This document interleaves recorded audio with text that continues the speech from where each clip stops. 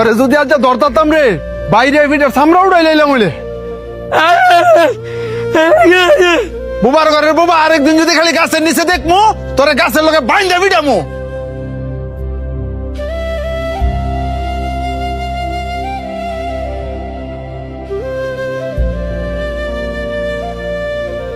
ভাই বাবা সরন্তে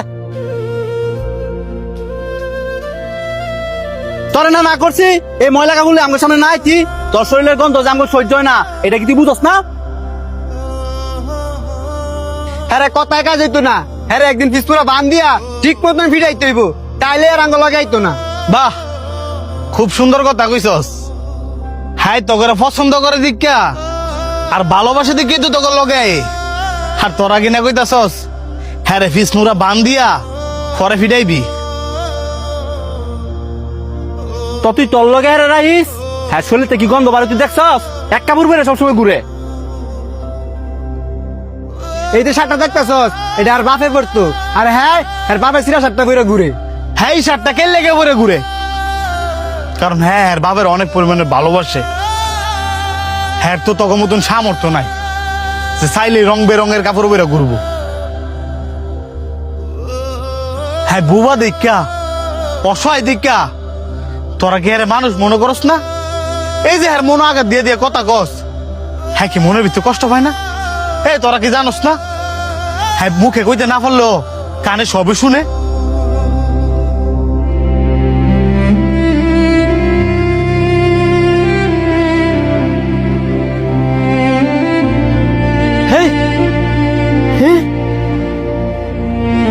সর বুবা, আমার কাজ আমারে করতাম দে। কেডা রে আমার আম গাছের নিচে? কাকা ওই যে হ্যাঁ এই বুবাই হ্যাঁ না করার পর ওই গাছ উইডাল দিছে। বুবা তোরে আজকে আমি খাইছি।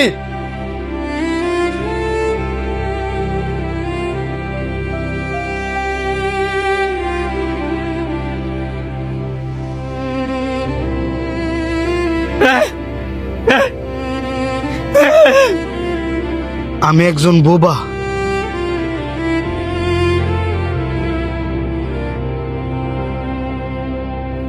আমি চাইলেও কারোর সাথে কথা বলতে পারি না। সবারই তো মন আছে, আমারও মন আছে, তার মানে এই নয় আমি বুবা দেখা আমার মনটাও বুবা। এই যে আমার মানুষ মারে বহে, আমার মনে কত